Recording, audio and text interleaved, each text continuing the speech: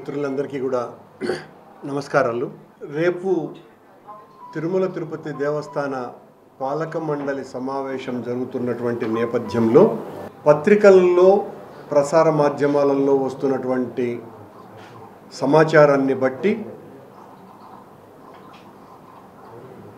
గత ప్రభుత్వంలో మా పాలక మండళ్ళు తీసుకొని వచ్చినటువంటి ఒక అద్భుతమైనటువంటి నిర్ణయాన్ని తొక్కేసి మళ్ళీ పాత విధానాన్నే పునరుద్ధరించాలా అన్నటువంటి ఆలోచన ప్రస్తుత పాలక మండలి అధ్యక్షుడైనటువంటి బిఆర్ నాయుడు గారికి చాలా బలంగా ఉంది అన్నటువంటి విషయం అర్థమవుతున్నది. అది ఏంటిరా అంటే వైకుంఠ ఏకాదశి పర్వదినాల సందర్భంగా భక్తులకు లక్షలాది మందికి దర్శన భాగ్యం వైకుంఠ ద్వారం గుండా కల్పించాలా అన్నటువంటి ఒక సదాశయంతో ఆనాడు జగన్మోహన్ రెడ్డి గారు ముఖ్యమంత్రిగా ఉండగా ప్రస్తుత ఈఓ అనిల్ కుమార్ సింఘాల్ గారు ఉన్నప్పుడే దీనికి సంబంధించి ఒక పాలక మండలి నుంచి సభ్యులను ఒక నలుగురిని అలాగే అడిషనల్ ఈఓని ఒక సబ్ కమిటీగా వేయటమే కాకుండా దాదాపు 26 మంది పీఠాధిపతులతో వాళ్ళ సమ్మతిని వాళ్ళ యొక్క అంగీకారాన్ని తీసుకొని అలాగే తిరుమల వైఖానస ఆగమ పండితుల యొక్క సలహాల మేరకు పెద్దజియ్యర్ గారు ఇచ్చినటువంటి సూచనల మేరకు దాదాపు 32 మంది ప్రముఖులు వైకుంఠ ద్వార దర్శనం 10 రోజుల పాటు ఉంటే చాలా మంచిదని, అది ఆగమయుక్తమన్నది అని, దివ్య దేశాలలో రెండవదిగా పేర్గాంచిన శ్రీరంగం తర్వాత తిరుమలలో ఈ సాంప్రదాయం పూర్వకాలాన ఉండినదని, కాలక్రమంలో అది వైకుంఠ ఏకాదశికే పరిమితమైతే ఆ తర్వాత ద్వాదశి రోజున కూడా వైకుంఠ ద్వారాలు తెరిచేటువంటి పరిస్థితి వచ్చినది అంటూ ఈ ఆలోచన 10 రోజుల పాటు వైకుంఠ ద్వారాలు తెరిచేటువంటి ఆలోచన అత్యంత శ్రేయస్కరమే కాకుండా సామాన్య భక్తులకు 10 రోజుల పాటు స్వామివారి యొక్క వైకుంఠ ద్వార దర్శనం లభించటం, ఆ కార్యక్రమాన్ని చేయటం ఎంతో మంచి నిర్ణయమునని తీసుకొని 2020వ సంవత్సరంలో జగన్మోహన్ రెడ్డి గారు ముఖ్యమంత్రిగా ఉండగా ఈ కార్యక్రమాన్ని మేము ప్రారంభించటం జరిగింది. అందులో ప్రధానమైనటువంటి భూమిక పోషించినటువంటి వ్యక్తుల్లో అత్యంత ప్రముఖుడు, ప్రస్తుతం కూడా పాలక మండలి సభ్యుడిగా కొనసాగుతున్నారు, ఆయన కృష్ణమూర్తి వైద్యనాథన్. ఆ సబ్ కమిటీలో ఆయన సభ్యుడే కాకుండా కీలక పాత్ర పోషించినటువంటి వ్యక్తి. వారు కమిటీ సభ్యులుగా ఉన్న రోజులలో దాదాపు 26 మందికి పైగా పీఠాధిపతులు, అందులో ప్రముఖులైనటువంటి వాళ్ళు శృంగేరి పీఠం, అహోబల మఠం, పరకాల మఠం, ఆండవాన్ ఆశ్రమం, రాఘవేంద్ర స్వామి మఠం, ఆండవాన్ ఆశ్రమం శ్రీరంగం, శంకరాచార్య మఠం కంచీపురం, వానమలై మఠం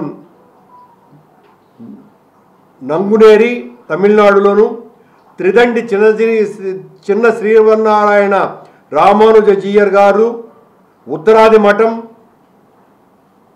వ్యాసరాజ మఠం, ఇలా అత్యంత ప్రముఖులైనటువంటి అహోబిల మఠం, శ్రీపాదరాజ మఠం, పెజావర మఠం, ఇలాంటి మఠాధిపతులు పీఠాధిపతులు ఎంతోమంది తమ అమూల్యమైనటువంటి అంగీకారాన్ని ఇచ్చిన తరువాత అదేదో మా సొంత నిర్ణయం కాదని తిరుమల వైఖానస ఆగమ సలహా మండలి మేరకు సూచనల మేరకు వాళ్ళు ఇచ్చినటువంటి నిర్ణయం మేరకు ఆ ఆలోచన చేయటం జరిగింది. ఆ ఆలోచన ప్రస్తుత పాలక మండలికి అదేదో ద్రావిడ సాంప్రదాయము అనేటువంటి ఆలోచన అని కూడా కొన్ని పత్రికల్లో వచ్చింది. ఏది ద్రావిడ సాంప్రదాయాన్ని ఎందుకు కొనసాగించాలా అన్నటువంటి ఆలోచన. అసలు ద్రావిడ సాంప్రదాయం అంటే ఏంటి?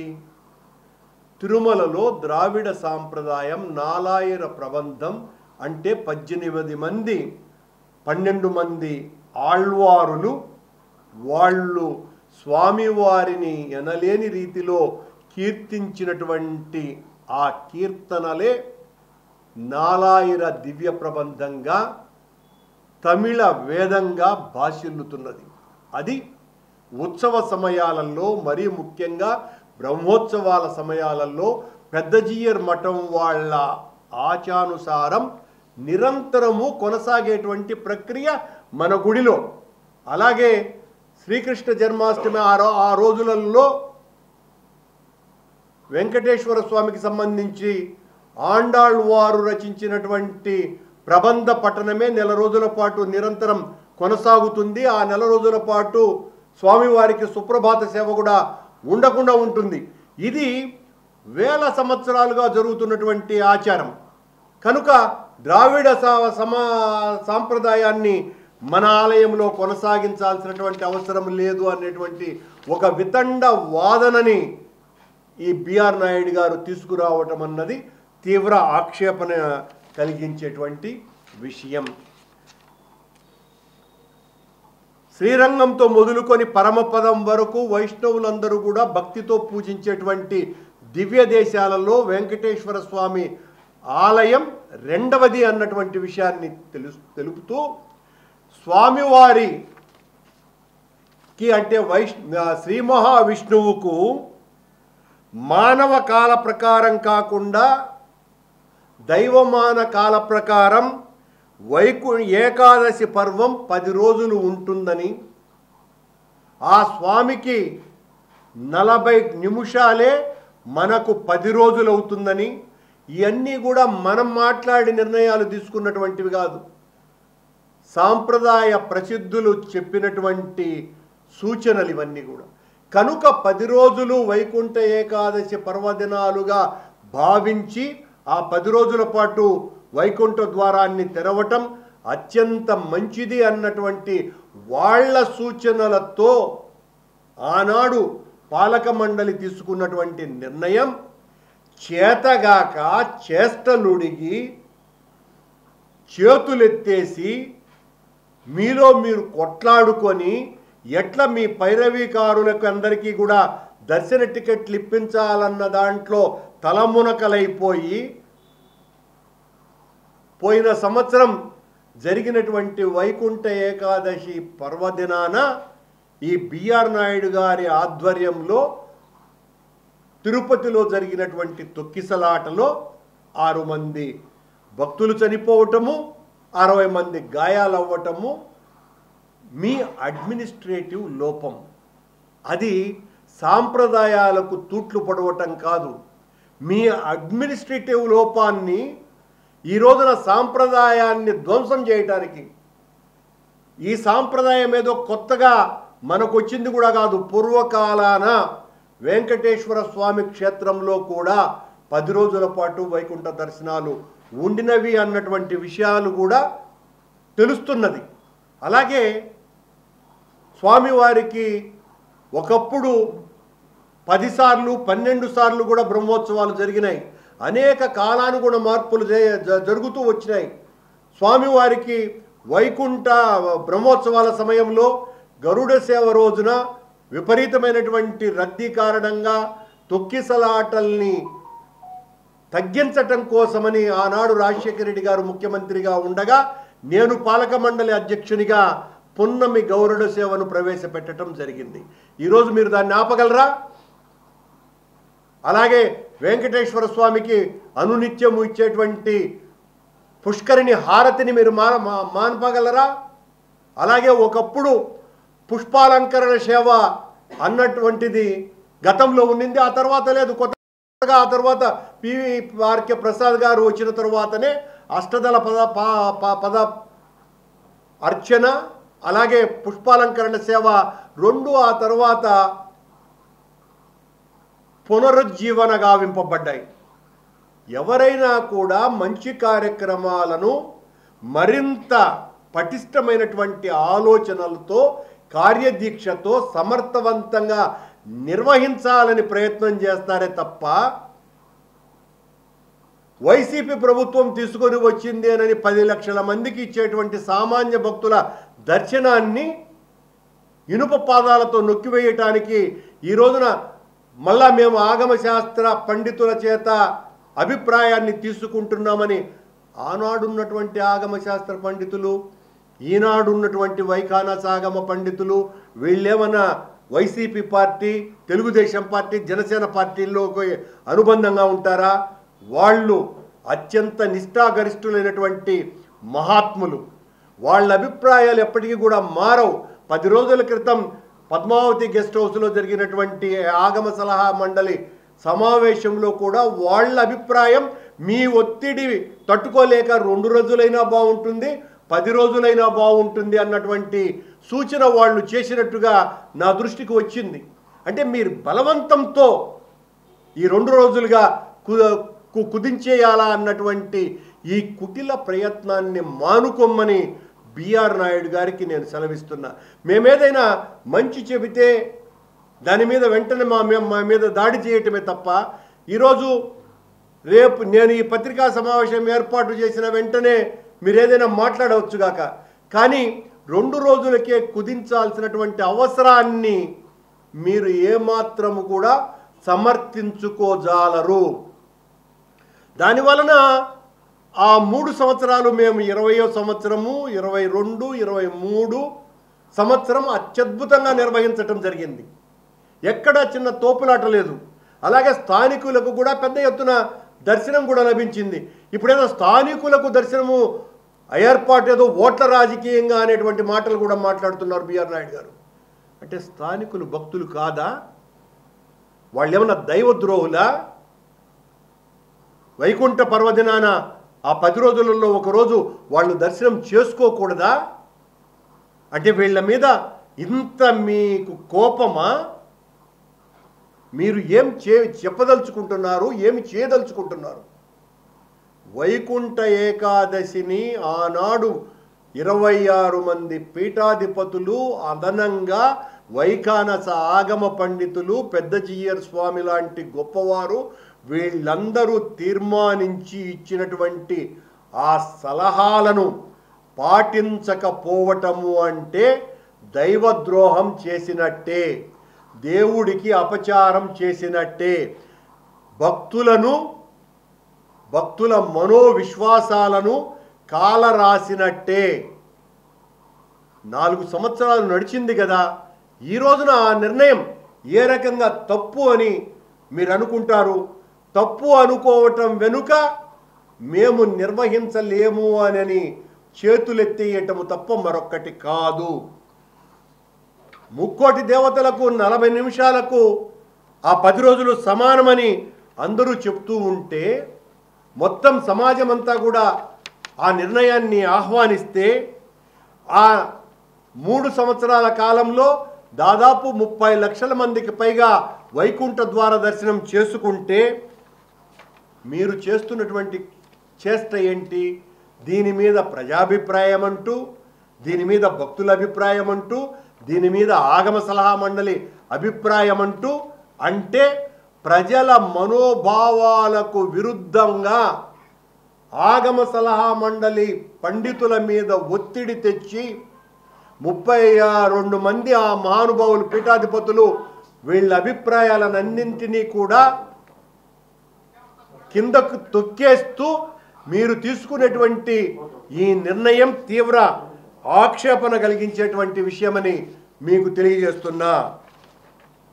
సామాన్య భక్తులకు ఇబ్బంది కలగకుండా మీరు కార్యక్రమాలు చేయాలి తప్ప ఈ రకంగా వైకుంఠ ఏకాదశి కార్యక్రమాన్ని 2 రోజులకే కుదించాలన్నటువంటి ఈ కుటిల ప్రయత్నాన్ని మానుకొమ్మని బిఆర్ నాయుడు గారికి సూచన చేస్తున్నా. మొత్తం దీని మీద మీరు తీసుకోబోయే నిర్ణయం 10 రోజులది 2 రోజులకు మారితే 110 కోట్ల మంది హిందువుల యొక్క మనోభావాలను వాళ్ళ గుండెల్లో కత్తులతో పొడిచినంత బాధ కలిగించేటువంటి విషయమని ఈ సందర్భంగా గుర్తు చేస్తున్నాను. వెంటనే మీ ప్రయత్నాన్ని మానుకొమ్మని, ఈ 10 రోజుల పాటు దానికి అవకాశం కల్పిస్తే మాతో సహా అందరము దీన్ని స్వాగతిస్తాం, మిమ్మల్ని అభినందిస్తామని కూడా తెలియజేస్తున్నా. శ్రీరంగంలో మొదటి నుంచి కొనసాగుతున్నది అదే సాంప్రదాయం, తిరుమలలో కూడా కొనసాగేదని తెలుస్తున్నది. రామానుజ స్వాముల వారు శ్రీరంగంలోనూ ఇక్కడ రామానుజాచార్యుల వారు రాకపూర్వమే ఆ సాంప్రదాయం ఇక్కడ ఉన్నది. ఆ తర్వాత కాలానుగుణమైనటువంటి మార్పులలో కొన్ని సవరణలు జరిగినాయి. వాటిల్ని మళ్ళీ పునరుద్ధరించేటువంటి కార్యక్రమాలు అభ్యుదయకరమైనటువంటివి, మరింత శోభాయమానమైన ఆధ్యాత్మిక విషయాలు అయినప్పుడు వాటిల్ని ఆహ్వానించి సమర్థవంతంగా నిర్వహించే విధంగా మనం చేయాలే తప్ప వాటిల్ని అణిచివేయాలన్నటువంటి ప్రయత్నం తప్పు. శ్రీ వెంకటేశ్వర స్వామికి సంబంధించినటువంటి చరిత్రకు సంబంధించి, అంటే రికార్డెడ్ చరిత్రకు సంబంధించి ద్రావిడ సంబంధమైనటువంటి సంగమ సాహిత్యం, శిలప్పధికారం, తొలికాప్యం, క్రీస్తుకు పూర్వం 1వ శతాబ్దంలోనే ఉన్నటువంటి సాహిత్యమైనటువంటి వ్యాకరణ లక్షణ గ్రంథం అది తొలికాప్యం అని. అహనాహూర్ సాహిత్యం, ఇలాంటి సాహిత్యాల దగ్గర నుంచి 12 మంది ఆళ్వారులు రాసినటువంటి కీర్తనలతో సహా అంతకంటే పూర్వమే, క్రీస్తుకు పూర్వమే 4వ శతాబ్దంలోనే జన్మించినటువంటి జగద్గురువులైన శంకరాచార్యుల వారే వెంకటేశ్వరుల మీద, స్వామి మీద నక్షత్రమాల రచించారని, ఆయన సహాధ్యాయి శిష్యుడు అయినటువంటి చిత్ సుఖాచార్య రచించినటువంటి బృహత్ శంకర విజయం అన్నటువంటి గ్రంథం ద్వారా మనకు తెలుస్తున్నది.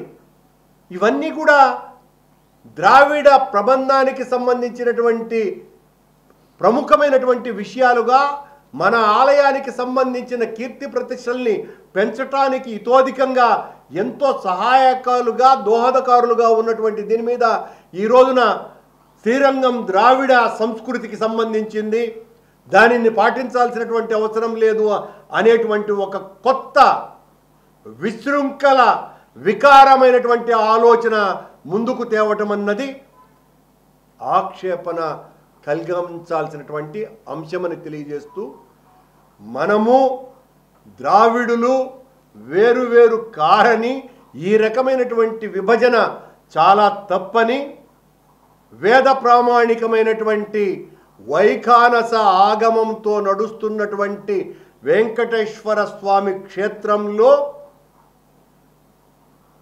అన్ని రకాలైనటువంటి శైవ, శాక్తేయ, వైష్ణవ సాంప్రదాయాలు నిరంతరంగా కొనసాగినటువంటి అత్యంత పరమ పవిత్రమైనటువంటి స్వామిగా, వెంకటేశ్వరునిగా భాసిల్లుతున్నటువంటి ఆ దివ్య మంగళ మూర్తి యొక్క దివ్య ధామం యొక్క ప్రతిష్ట ఇనుమడింపజేసే విధంగా బిఆర్ నాయుడు అనేటువంటి ప్రస్తుత పాలక మండలి అధ్యక్షుడు పనిచేయాలే తప్ప,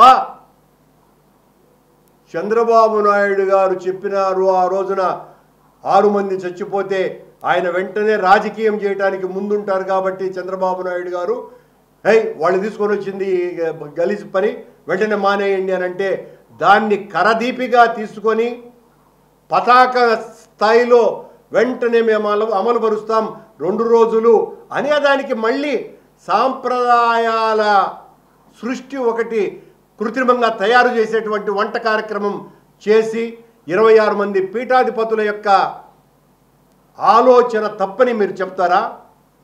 ఆనాటి ఆగమ సలహా మండలి చేసినటువంటి నిర్ణయం నేరమని చెప్తారా? ఆ దాదాపు 10 లక్షల మందికి అవకాశం సామాన్య భక్తులకు ఇచ్చినటువంటి అవకాశాన్ని తప్పని చెప్తారా? బిఆర్ నాయుడు గారు వైకుంఠ ద్వార దర్శనం మీ ఒక్కరికేనా? మీకు మీ పాలక మండలి సభ్యులకేనా? మీరు ఊడిగం చేసేటువంటి ఆ రియల్ ఎస్టేట్ ఓనర్లు వాళ్ళకేనా? సామాన్య భక్తులకు వద్దా? సామాన్య భక్తులకు ఉండాలా అన్నటువంటి మేము తీసుకున్నటువంటి నిర్ణయం తప్పిదం ఎలా అవుతుంది? దాన్ని అమలుపరచాల్సినటువంటి బాధ్యత మీ మీద ఉన్నదినని మరొక మారు గుర్తు చేస్తున్నాను. తప్పనే చెప్తున్నాను కదా. 10 రోజులు అన్నటువంటి ఒక గొప్ప కార్యక్రమానికి మేము శ్రీకారం చుట్టినప్పుడు అది సర్వామోదంగా భాసిల్లింది. అదేదో మా పాలక మండలిలో లేకపోతే జగన్మోహన్ రెడ్డి గారు వ్యక్తిగత నిర్ణయంగా కాదని దేశంలో ఉన్నటువంటి ప్రముఖ పీఠాది మఠాధిపతులందరూ వాళ్ళ స్వహస్తాలతో వాళ్ళు సంతకాలు చేసి ఇచ్చినటువంటి అభిప్రాయాలను తీసుకొని వైఖానస ఆగమ సలహా మండలి ఇచ్చినటువంటి తీర్పు మేరకు తీసుకున్నటువంటి నిర్ణయానికి వ్యతిరేకంగా మీరు 2 రోజులే నిర్ణయం తీసుకుంటే మీకంటే భ్రష్టాచారులు మరొకరు ఉండరు అన్నటువంటి విషయాన్ని ఎండగట్టక తప్పదు. భానుప్రకాష్ రెడ్డి గారు లేరనుకుంటా, లేరండి, లేరు ఇప్పుడు వచ్చారు ఆయన. ఆనాడు ఉన్నటువంటి అది మా మా మా పాలక మండలి, అది మా పాలక మండలిలో తీసుకున్నాం. అప్పుడు ఈవో కూడా ఆ నిర్ణయం తీసుకున్నప్పుడు ప్రస్తుత ఈవోనే ఆయన. ఆ తర్వాత ఆ పండుగ సందర్భానికి వెళ్ళిపోయారు. కానీ ఈ నిర్ణయము పీఠాధిపతులు తీసుకున్నటువంటి ఆలోచన ఇదంతా కూడా అనిల్ కుమార్ సింఘాల్ గారు నియమించినటువంటి సబ్ కమిటీనే అది. అందులో మైహోం రామేశ్వరరావు గారు, డిపి అనంత గారు, గో సంరక్షణ ఉద్యమకారుడైనటువంటి శివకుమార్ గారు, వీళ్ళంతా కూడా సభ్యులు. అందులో ముఖ్య పాత్ర కృష్ణమూర్తి వైద్యనాథన్ గారు.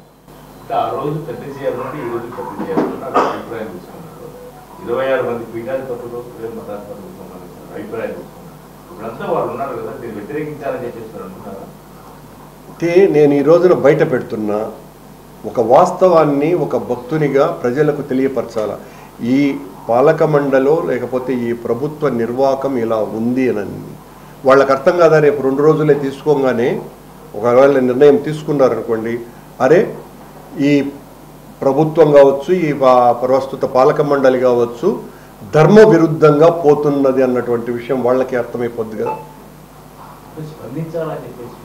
నేను స్పందించటం అంటే వాళ్ళు పూజ్యనీయులైనటువంటి ప్రథమ స్థానంలో ఉన్నటువంటి వాళ్ళను వేడుకోవాలే తప్ప వాళ్ళను స్పందించాలా అనే డిమాండ్ చేసే స్థితి నాది కాదు. ఖచ్చితంగా వాళ్ళను వేడుకుంటున్నారు. మీరు 10 లక్షలు ప్రతి సంవత్సరం 10 లక్షల భక్తులకు అంటే సామాన్యులంతా కూడా సామాన్య భక్తులందరూ కూడా ఖచ్చితంగా స్పందిస్తారు. స్పందించుకుంటే ఎలా మాకు అవకాశాన్ని కల్పించకుండా పోతున్నది అన్నటువంటి బాధ, ఆర్తి, తపన, కోపము, ఆగ్రహము వాళ్ళల్లో ఉంటాయిగా. 100% అండి దూరం అవుతారు కదా. కేవలం 1,00,000 మంది కంటే ఎక్కువ మంది దర్శనం చేసుకునేటువంటి అవకాశం పోతుంది కదా. పత్రికా విలేకరులకు కూడా మీకు కూడా అవకాశం పోతుంది కదా. ఓకే, థ్యాంక్ యూ అండి.